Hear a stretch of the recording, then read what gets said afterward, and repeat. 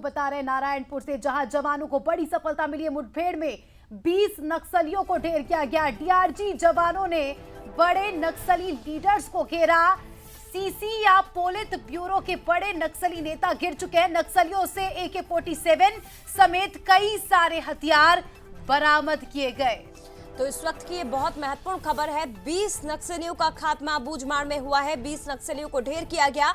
बड़ी बात यह है कि 1.5 करोड़ का इनामी नक्सली भी इन मारे गए नक्सलियों में शामिल था। सीसी या पोलित ब्यूरो के बड़े नक्सली नेता अभी भी जवानों से घिरे हुए हैं और इनके भी जल्द खात्मे की खबर आ सकती है। नक्सलियों से AK-47 समेत कई बड़े हथियार बरामद किए गए हैं। माड़ इलाके में मुठभेड़ की खबर और अभी भी मुठभेड़ चल रही है। तो ये छत्तीसगढ़ में दंतेवाड़ा, नारायणपुर और बीजापुर जिले की सरहद पर अबूझमाड़ में पुलिस नक्सलियों के बीच मुठभेड़ हुई। अभी भी मुठभेड़ जारी है। जंगल में सर्च ऑपरेशन चलाया जा रहा है नक्सलियों के खिलाफ। 20 नक्सलियों को अभी तक ढेर किया गया है। तो इस वक्त की बड़ी खबर आपको बता रहे हैं, नक्सलियों के पास से कई सारे हथियार भी बरामद किए। AK-47 जगदलपुर से हमारे सहयोगी रजत वाजपेयी हमारे साथ जुड़ चुके हैं, उनसे जानकारी लेंगे। रजत, एक बड़ी कामयाबी, 20 नक्सलियों को ढेर किया गया और अभी के क्या कुछ अपडेट? देखिए अस्मिता जी, ये 3 जिलों का बॉर्डर नारायणपुर, बीजापुर और दंतेवाड़ा, इन 3 जिले की सरहद पर उदालू नाम गांव है, जहां जिसके आसपास के जो जंगल है वहां ये पूरी मुठभेड़ चल रही है। 3 जिलों की DRG की टीम जो है उससे स्पेसिफिक इंटेल इस तरीके का मिला था कि नक्सलियों के बड़े काडर के लोग जो है वो यहाँ मौजूद हैं। आपको याद होगा कर्रेगुट्टा का पूरा ऑपरेशन दरअसल इसी वजह से लॉन्च किया गया था कि बैक टू बैक अबूझमाड़ और PLG बटालियन नंबर 1 का जो इलाका है सुकमा जिले का, उस पूरे इलाके में लगातार नक्सलियों के खिलाफ अभियान चलाए जा रहे थे, लेकिन किसी भी तरीके की कोई सूचनाएं नहीं मिल रही थी, मुठभेड़ें नहीं हो रही थी। और यही वजह थी कि कर्रेगुट्टा का बड़ा ऑपरेशन फोर्स की ओर से प्लान किया गया था। कर्रेगुट्टा से भाग निकले नक्सली संभवतः जो है वो यहाँ आज उनकी घेरेबंदी हुई है। ऐसे में इस पूरी मुठभेड़ को काफी बड़ा माना जा रहा है। नक्सली भी जो है हार नहीं मान रहे हैं, रुक रुक कर उनकी तरफ से गोलीबारी की जा रही है और इस गोलीबारी का जवाब जो है वो जवान लगातार दे रहे हैं। इसके साथ ही जवानों ने ये कोशिश जारी रखी है कि जिन नक्सलियों को घेर कर रखा गया है वो किसी भी हालत में भागने ना पाए। इसी फायरिंग में 20 के करीब नक्सलियों के मारे जाने की खबर है। इनसे ऑटोमेटिक और सेमी ऑटोमेटिक काफी तरीके के हथियार इनके पास से बरामद हुए हैं और मारे गए नक्सलियों का शव जल्द से जल्द जवान रिकवर कर सकें, ये कोशिश हो रही है। क्योंकि नक्सलियों की ओर से हैवी शेलिंग हो रही है, ऐसे में जवान सतर्कता बरतते हुए आगे बढ़ रहे हैं और नक्सलियों की घेरेबंदी जो है उस घेरेबंदी में कहीं कोई लूप तैयार करके नक्सली भाग निकलने में सफल ना हो, इस तरीके की कोशिशें जो है लगातार हो रही हैं।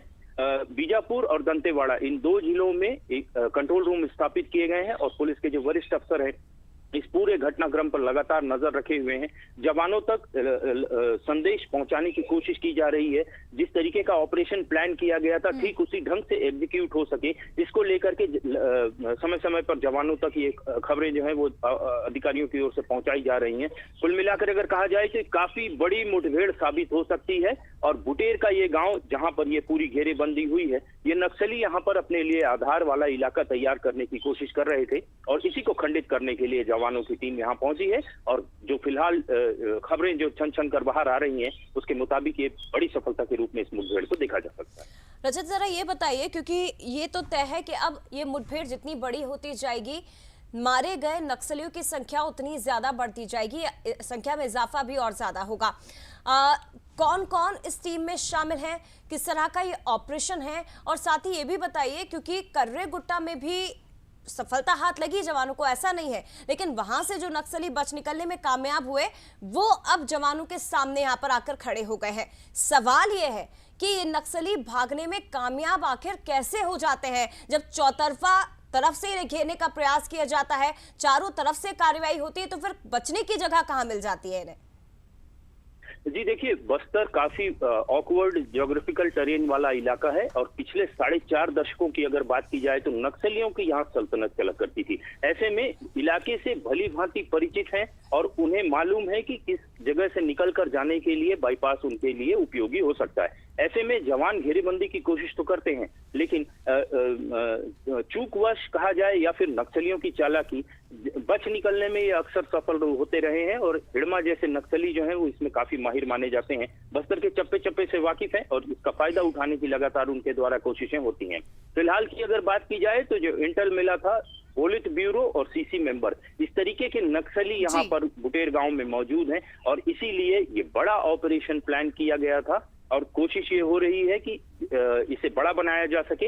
आधिकारिक तौर पर तो नहीं, लेकिन पुलिस के जो वरिष्ठ अफसर हैं उनके द्वारा इस तरीके की सूचनाएं जो हैं वो साझा की गई हैं कि 20 से अधिक संख्या हो सकती है और जैसे जैसे समय बीतेगा नक्सलियों की ओर से जब या तो उनके हथियार या तो उनके गोला बारूद खत्म होंगे या फिर जवान जैसे ही भारी पड़ेंगे, निश्चित तौर पर मुठभेड़ होगी, बड़ी मुठभेड़ होगी और इसमें और भी नक्सली मारे जाएंगे और भी हथियार बरामद होंगे और कोशिश ये हो रही है कि जो बड़े काडर वाले नक्सली हैं उनकी घेरेबंदी करके उन्हें गिरफ्तार भी किया जा सके ताकि आने वाले समय में माओवादी किस तरीके की प्लानिंग बस्तर को लेकर कर रहे हैं उसका खुलासा हो सके। बिल्कुल। अच्छा, तो अब क्या हम ये कह सकते हैं, क्योंकि सीसी और पोलित ब्यूरो के बड़े नक्सली नेता भी जो है गिरफ्त में आ चुके हैं, करोड़ों का इन पर इनाम था, क्योंकि अब नेता ही गिरफ्त में आ चुके हैं तो हम ये कह सकते हैं कि अब नक्सलियों के आत्मसमर्पण की संख्या भी बढ़ सकती है, नक्सलियों का हृदय परिवर्तन भी हो सकता है।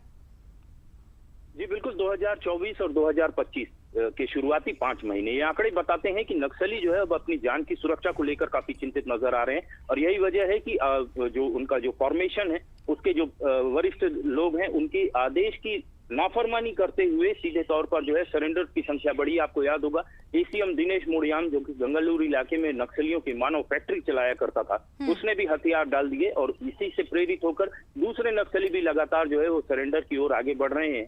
और यदि इस मुठभेड़ बुटेर गांव की इस मुठभेड़ की अगर इंडिविजुअल बात की जाए तो निश्चित तौर पर यदि यहाँ जवान जिस तरीके का ऑपरेशन प्लान किया गया है अगर वो उसी तरीके से एग्जीक्यूट होता है और सफलता मिलती है तो ये बिल्कुल कहा जा सकता है कि बस्तर में लंबे समय तक के लिए जो बड़े नक्सली मारे जाएंगे। ऐसे में जो निचले काडर के नक्सली या तो स्लीपर सेल्स की तरह बनकर रह जाएंगे और या तो सरेंडर करके मुख्य धारा में लौट आएंगे और इसके साथ ही बहुत बड़ी चोट ये कहलाएगा। और जो टारगेट सेट किया गया है मार्च 2026 का, निश्चित तौर पर उसकी दिशा में एक और कदम आगे या फिर ये कहें कि नेल टू द कॉफिन, इस तरीके का ये पूरा जो घटनाक्रम है साबित होता हुआ दिखाई दे रहा है। रजत, वैसे तो देखिए जवानों को अपार सफलताएं मिल रही हैं, चाहे नक्सलियों के आत्मसमर्पण करने की दिशा में हो या नक्सलियों की गिरफ्तारी की दिशा में हो या जो नक्सली हथियार नहीं डाल रहे हैं उन्हें मारने की दिशा में हो।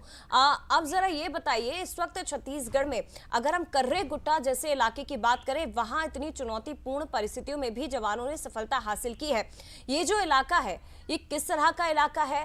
छत्तीसगढ़ में इस वक्त मौसम कैसा है? कितना साथ जवानों को इसका मिल सकता है और कितनी चुनौतियां उनके सामने आकर खड़ी हो सकती हैं?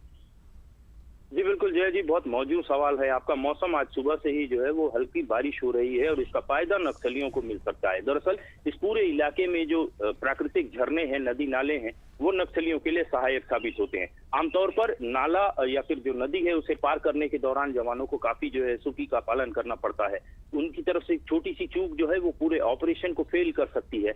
ऐसे में नक्सली जो है वो चूंकि इस पूरे इलाके से टेरेन से वे परिचित होते हैं और उसके अलावा उनके पास कोई एसओपी का पालन करने जैसी कोई बंदिश नहीं होती, ऐसे में वे भागने में सफल हो जाते हैं और जवान जो है वो एसओपी का पालन करते हुए चूंकि धीरे धीरे आगे बढ़ते हैं। ऐसे में उनके लिए बहुत बड़ी चुनौती मौसम बना हुआ है। 3 जिले का, जैसे कि मैंने आपको पहले बताया कि 3 जिले की सरहद है, अबूझमाड़ का घना जंगल है, वहाँ की जो ऊंची नीची पहाड़ियां हैं वो इसमें इस पूरे ऑपरेशन में हर्डल साबित ना हो, इसीलिए बुटेर इलाके में ही घेरे गए नक्सलियों को रोकने के पूरे प्रयास हो रहे हैं ताकि उस पूरे क्षेत्र में ही नक्सलियों की घेरेबंदी की जा सके। एक तरीके से कहा जा सकता है। ठीक है रजत, का जो दूसरा आप इलाका ऐसे ही है अपडेट देते रहिएगा, जानकारी देते रहिएगा। फिलहाल आपका शुक्रिया जुड़ने के लिए और जानकारी के लिए।